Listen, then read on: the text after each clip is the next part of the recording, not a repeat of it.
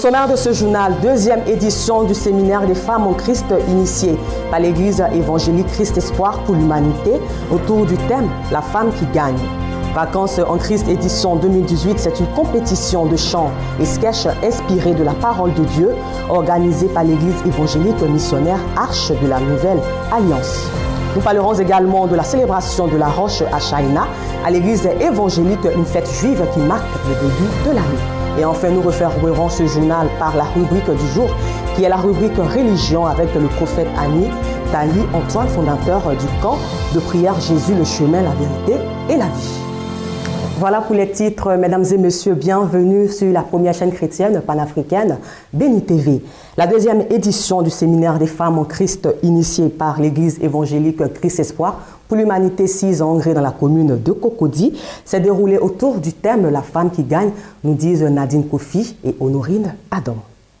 Les femmes étaient à l'honneur ce vendredi 7 septembre 2018 au siège de l'église évangélique Espoir pour l'humanité, sise à Angré dans la commune de Cocody. Jeunes filles, jeunes femmes et mamans, elles étaient toutes présentes à ce grand rendez-vous intitulé Séminaire des femmes en Christ, deuxième édition.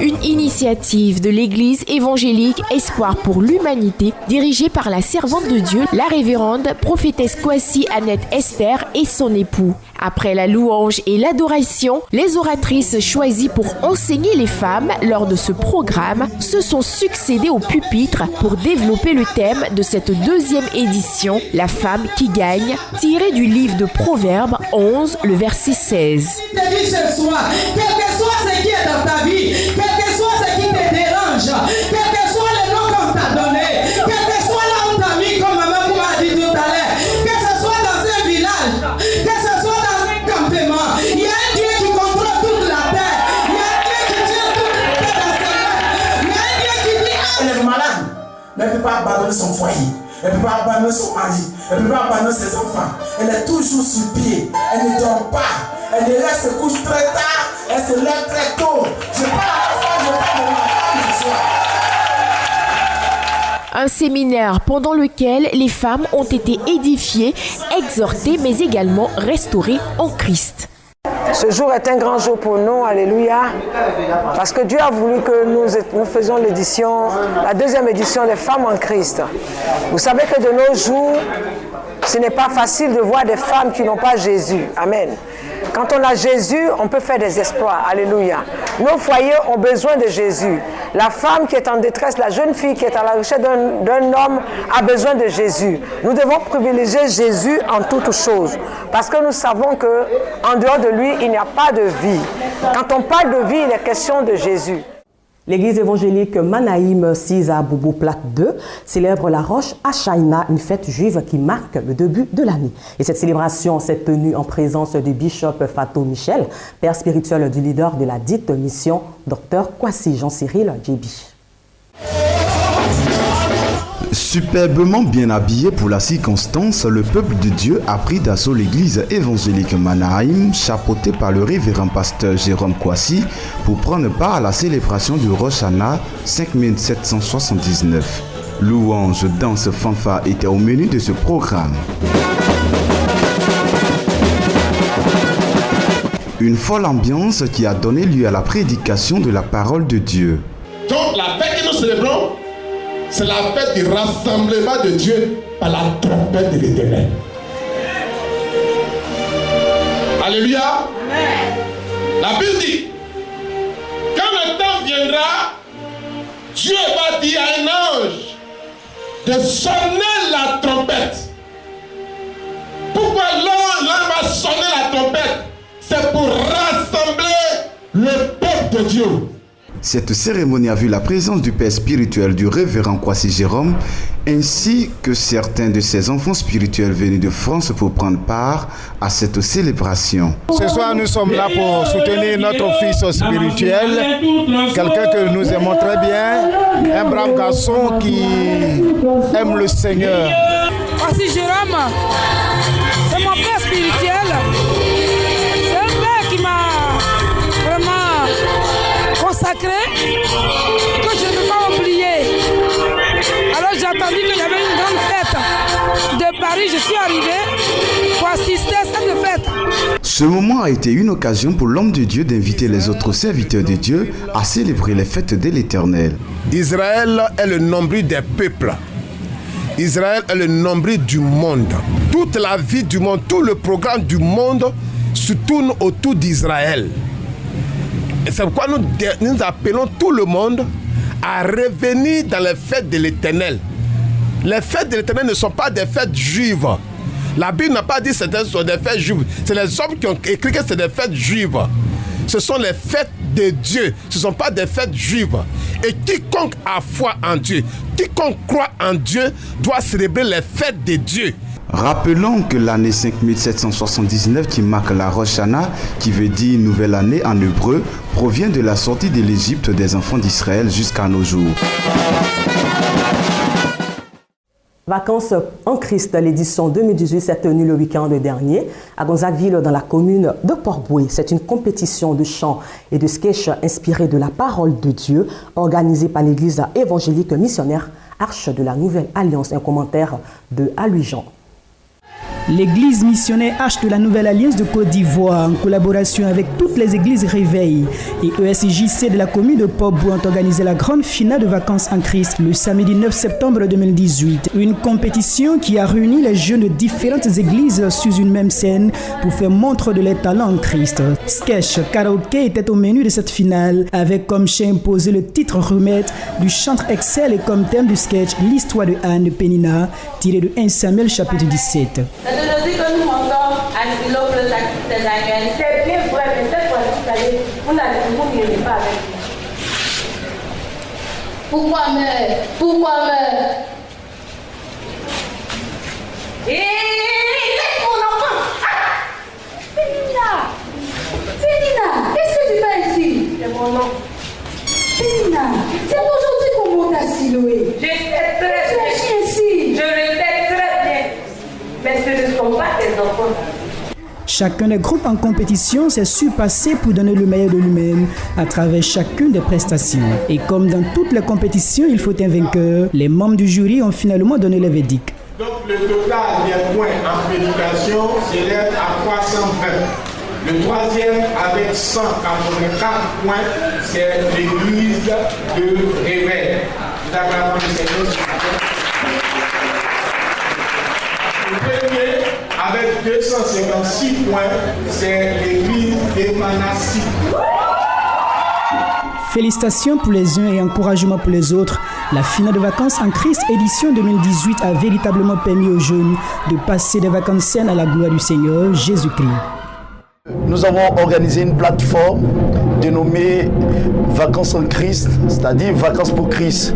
Une plateforme compétitive qui donne à toute église, c'est-à-dire sans barrière de dénomination, voilà, à vouloir vraiment encore resserrer le corps du Christ.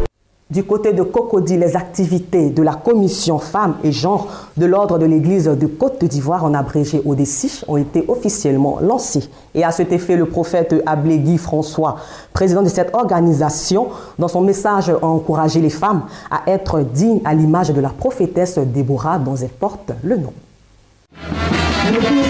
Les femmes de l'ordre de l'église de Côte d'Ivoire, venues massivement à cette cérémonie de démarrage officiel de leurs activités, ont réservé un accueil chaleureux à leur président. Par la suite, pasteur Akissi Victoria, surnommé Maman Générale, a été porté à la tête de cette commission avec des objectifs. Elles doivent agir leur rôle de femme au foyer pour qu'on ait un foyer bien, où il fait bon vivre, élever bien les enfants selon la parole de Dieu et apporter la parole à leur environnement avant d'aller sur le terrain. Et nous avons pour l'année 2018, nous voulons investir les 31 régions afin d'aller évangéliser pour aider l'ODCI à atteindre son objectif qui est d'œuvrer pour la dignité des ministres de Dieu. Cette manifestation a vu également la présence massive des gouverneurs de l'ODCI ainsi que les responsables des différentes zones d'Abidjan. L'épouse du gouverneur principal d'Abidjan, Damari José, a exprimé sa foi au dynamisme qui caractérise ce mouvement des femmes. Le président de l'ODCI, le prophète Ablé François, a pour sa part prodigué de sages conseils aux femmes de cette commission dont la devise est puissance, intégrité et consécration. Les femmes doivent refléter la gloire de l'homme, qui est la gloire de l'Église. Vous savez, quand vous lisez Déborah, en réalité, elle préfigure l'Église. L'Église étant obligée de se lever afin que les hommes puissent comprendre que oui, le Seigneur Jésus-Christ est là, son épouse est là. Quand l'épouse se lève, l'homme ne peut plus dormir. Et grâce à vous, Israël a été délivré des mains de Canaan. Alors je crois que l'ODCI aussi aura des victoires. Grâce à vous, l'ODCI aura des victoires. Les Déborah de l'ODCI ont offert des présents au couple Ablégui pour témoigner de leur pleine adhésion à la vision dont il est porteur. Des chants, des danses à la gloire du Seigneur Jésus-Christ ont marqué également cette cérémonie qui aura tenu toutes ses promesses. Tout ce qui vient de se passer, moi je peux dire que vraiment c'est quelque chose de ouf, quelque chose de nouveau. C'est un succès. En tout cas, la cérémonie a été belle. La commission femmes et genre de cette organisation regroupe notamment les femmes de Dieu à la tête des ministères, d'églises, d'œuvres chrétiennes nationales et étrangères, ainsi que toutes les épouses des gouverneurs, des présidents des ordres et des 20 commissions de l'ODCI. Notons que l'ordre de l'Église de Côte d'Ivoire est né depuis 2009 et compte à ce jour plus de 400 serviteurs et servantes de Dieu. Retour à Abidjan, à Yopougon, Maroc, précisément où s'est tenu 3 jours de prière et de célébration de la victoire. C'est une initiative du ministère évangélique Jésus délivre encore. Le dimanche dernier a marqué donc l'apothéose de ce rassemblement du peuple de Dieu. Jean-Cyril Djebi et Amisson Agathe nous font le compte-rendu. Au total, 3 jours d'intenses prières, de délivrance, de célébration de la victoire qui ont vu la participation du peuple de Dieu venu de tous les horizons et à l'initiative du ministère évangélique Jésus délivre encore, situé dans la commune de Yopougon. Un rassemblement qui a débuté 24 heures plus tôt sur le thème « C'est gratuitement que vous avez été vendu et ce n'est pas à prix d'argent que vous serez racheté ». Un thème tiré du livre d'Ésaïe 52, verset 3. Ce ministère dirigé par le couple pastoral Papa Israël a une fois de plus édifié les cœurs. Réveille-toi, toi qui dors. Réveillez-vous. Lui de Dieu, réveille-toi. Est-ce que quelqu'un est prêt ce matin? Est-ce que quelqu'un est réveillé de son profond sommeil ce matin? Quelqu'un entre dans sa victoire. Quelqu'un est en train de sortir là où il a été de Dieu. Quelqu'un est en train de sortir maintenant. Suivra le temps de délivrance de fidèles par la prophétesse Maman Israël peu avant la prédication du jour, basé sur un texte liturgique tiré d'Ésaïe 52, 1 à 3. Reçois la gloire de Dieu ce matin. Reçois la gloire de Dieu. Regarde, ils sont en train de faire sortir maintenant. Je ne plus savoir recevoir la délivrance, la liberté. Regarde si tu es contre l'esprit de Dieu. La liberté a venu devant. On reçoit la liberté. Liberté. C'est à travers des cantiques de joie et de louange au nom de l'Éternel que s'est achevé ce programme de prière.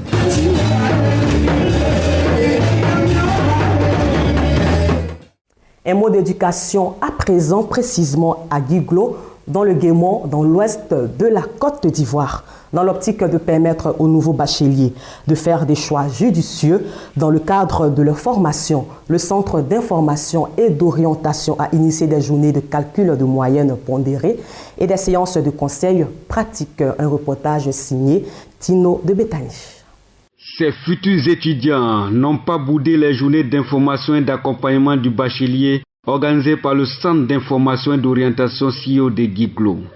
Pendant 2 jours, les nouveaux bacheliers se sont rendus dans les différents bureaux des inspecteurs d'orientation pour avoir des conseils liés à leur future carrière. Calcul des moyens pondérés, choix des écoles et des filières étaient également au menu de leurs échanges. Ici Antoine, directeur du Centre d'information et d'orientation de Guiglo, donne les raisons de l'organisation de l'activité. Lorsqu'on a le bac, n'est-ce pas, qui est un diplôme universitaire, il va falloir bien faire des choix. Il se trouve que les bacheliers sont à des carrefours Et à ces carrefours, il faut opérer des choix en termes, n'est-ce pas, de filières universitaires, de grandes écoles ou même de concours. Donc il fallait organiser ces journées pour les rencontrer, pour échanger avec eux, pour les accompagner dans ces choix-là. Nous appelons cela en termes techniques l'éducation des choix. Cette éducation des choix tient compte, n'est-ce pas, des capacités intellectuelles des bacheliers, tient compte des motivations, des intérêts, des goûts, n'est-ce pas, qu'ils ont par rapport à telle filière ou à telle carrière, et tient compte aussi des besoins, n'est-ce pas, du marché de l'emploi. Quelles ont été les préoccupations des participants? Leur préoccupation d'abord c'était de savoir comment on calcule la moyenne pondérée. Nous les avons aidés à calculer les moyennes pondérées. Ensuite, quelles sont les différentes filières universitaires qui existent en Côte d'Ivoire, comment ils peuvent y entrer, et puis qu'est-ce qu'une grande école, qu'est-ce qu'un BTS, que peut-on devenir après avoir obtenu un BTS, pourquoi il y a tant de diplômés qui chôment. Cela a quelque chose à voir avec les choix initiaux qu'ils auront fait après le bac. Et surtout, se sont beaucoup intéressés sur le débouché. C'est-à-dire, après avoir fait une formation à l'université ou dans une grande école, qu'est-ce que je deviens après? Après les échanges, la majorité des bacheliers ont opté pour les universités. Les enfants des paysans, et tout que les grandes écoles sont plus chères et que tout le monde va à l'université. Donc quand tu parles même de la filière de grande école, c'est comme c'est reconnu. Moi j'ai choisi de faire l'université et non la grande école. Bon, il se révèle que la grande école souvent c'est un peu cher. Si tu n'as pas les moyens, tu ne peux pas faire des études qui ne vont pas aboutir à quelque chose demain. Donc après les échanges ici, moi je préfère aller à l'université et puis s'il y a des concours, passer des concours encore pour avoir du travail. Voilà, je veux des concours qui donnent en même temps le travail. Je remercie le CIO. Je peux partir dans deux filières, soit l'anglais ou la philosophie. Parce qu'en anglais j'ai 13 et en philosophie aussi j'ai 13. Je voulais faire l'histoire jour, mais ma moyenne d'histoire jour c'est 10, donc c'est très peu. Donc je préfère aller en philosophie. Cette activité, la première du genre dans la région du Cavalier, a réjoui plus d'un. Le souhait de tous est que ces genres d'activités soient initiés chaque année pour le bonheur de nos enfants. Éducation toujours sous tenance de mémoire de l'auditeur Djéreye Bois Loueto au Centre ivoirien de recherche d'études juridiques, en abrégé CIREJ.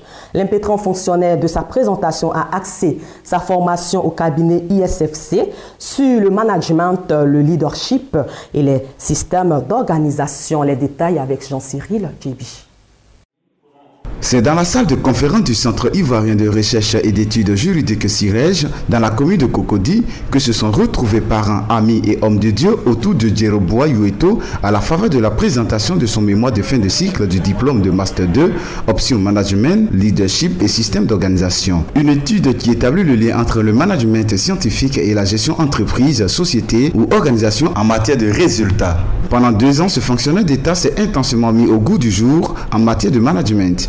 Un travail de recherche soigneusement entrepris et qui a été sanctionné par la délibération du jury qui n'a pas manqué de saluer le caractère innovateur du sujet abordé par l'impétrant.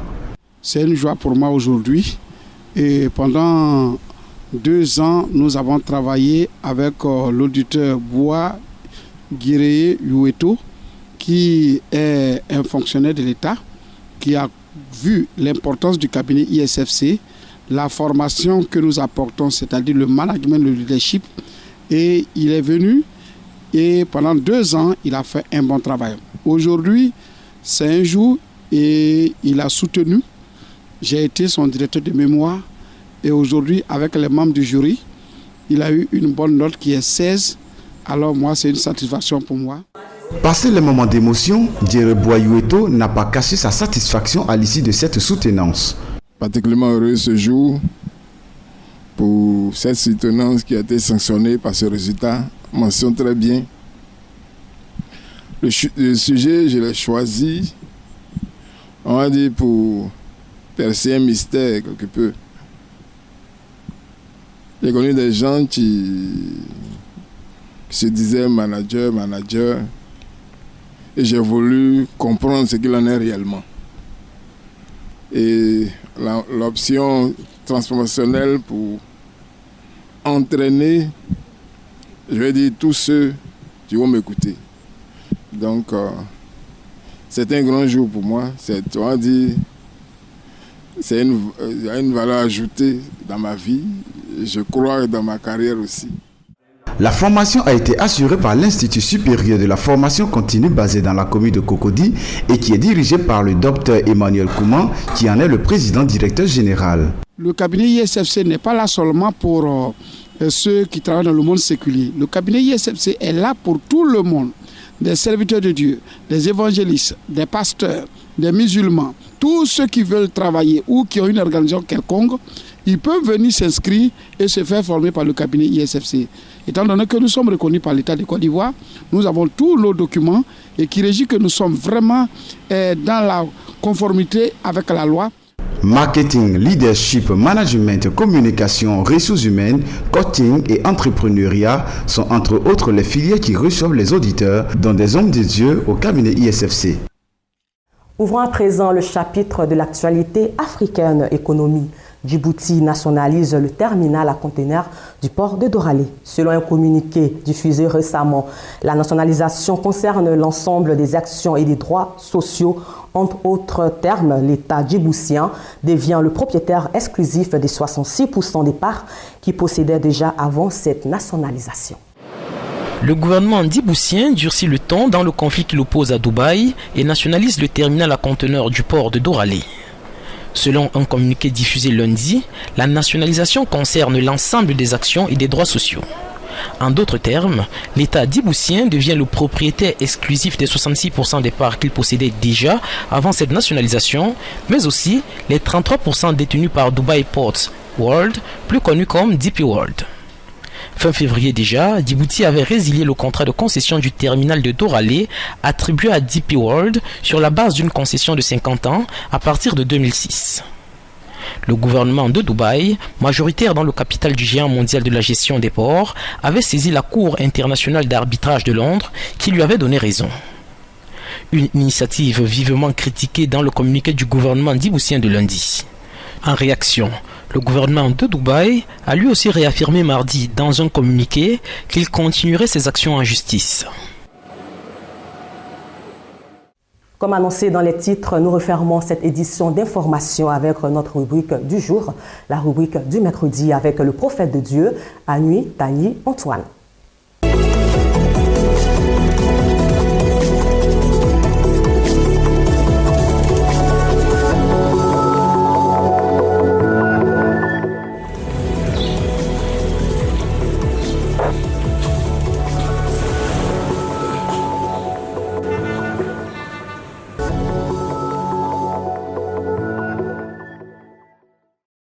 Le camp de prière Jésus, le chemin de la vérité, est d'abord une église évangélique, un lieu de prière où l'on vient pour adorer et louer Dieu.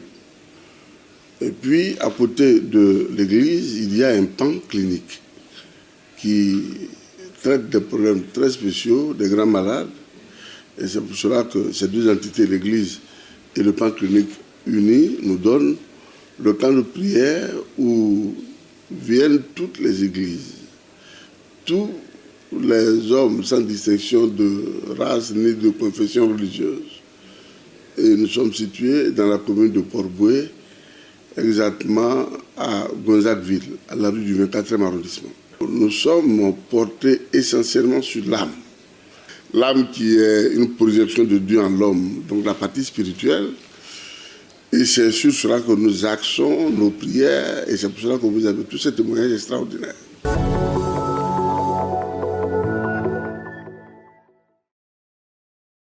Oui, le contraire serait de ne pas dire la vérité.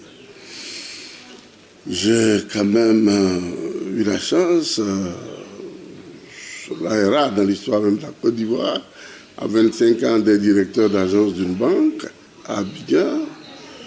Et puis, très rapidement, je vais me voir interpellé par le Seigneur. À 30 ans, je fais la deuxième agence, d'être appelé pour être au service de Dieu. Mais je ne comprenais pas ça comme ce que je vis aujourd'hui. parce que Dieu avait commencé à faire des choses tellement extraordinaires que je me plaisais à paraître juste, prier pour quelqu'un qui est malade et qui guérit, prier pour quelqu'un qui souffre de leucémie, cancer, et qui se retrouve guéri, quelqu'un qui souffre de problèmes de kyste ovarien, qui va à l'hôpital, les kystes disparaissent. Ce mois, c'était juste un passe-temps. Or, c'était vraiment sérieux avec le Seigneur.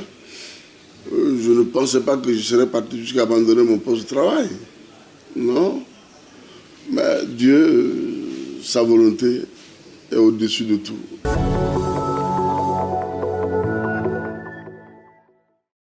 Une histoire terrible. J'en ai même 2 ou 3. Lorsque je vais me retrouver en plein cartose,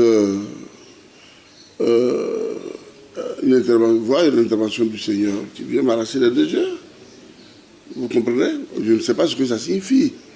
Donc je cours après son envoyé pour récupérer mes yeux à pied jusqu'à ce que nous arrivions au niveau de l'école de police pour me placer un œil.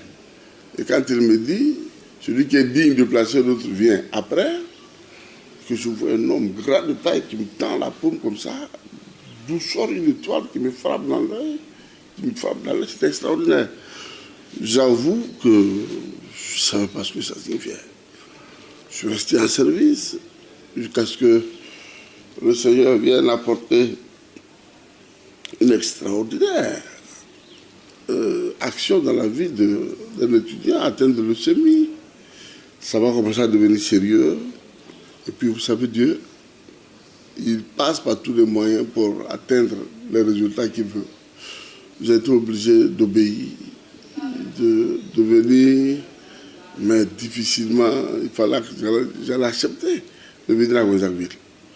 Vous voyez, je réside à Malgory résidentiel, au boulevard Charme, dans une villa avec piscine. Excusez-moi, c'est pas Angers où tout le monde va. Et je dois déménager, venir à Wenzakville. Aujourd'hui, il y a la lumière. Bon, on est même dans un duplex. Mais en 2001, lorsque je venais, il n'y avait pas un seul poteau d'électricité.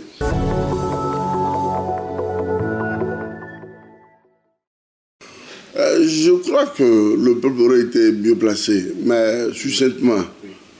Lorsque j'entre et que je commence à exercer le ministère, à parler de l'âme, je dis, mais j'étais devenu un problème pour toutes les églises, il n'y en a pas une seule.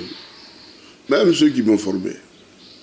Et on me traitait de boussoniste, parce que je parle à partir des songes, des visions, je parle à partir de beaucoup de choses du côté spirituel. Vous me demandez, mais qu'est-ce que c'est que ça?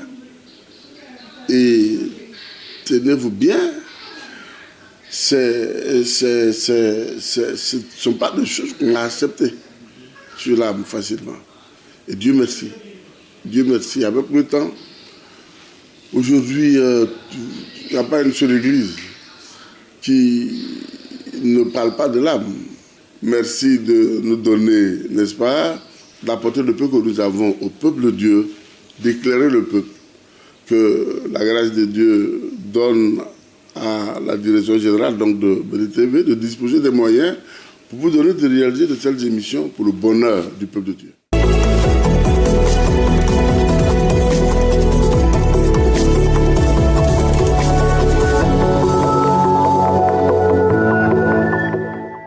Mesdames et messieurs, c'est la fin de ce temps d'information réalisé par Armel Hatsan et Paul Coré. Merci de votre aimable attention à la première chaîne chrétienne panafricaine et que la joie de notre Seigneur Jésus-Christ de Nazareth soit notre force en tout temps et en toutes circonstances. Bonne suite de programme sur Béni TV, Béni TV+, et le www.béni.tv.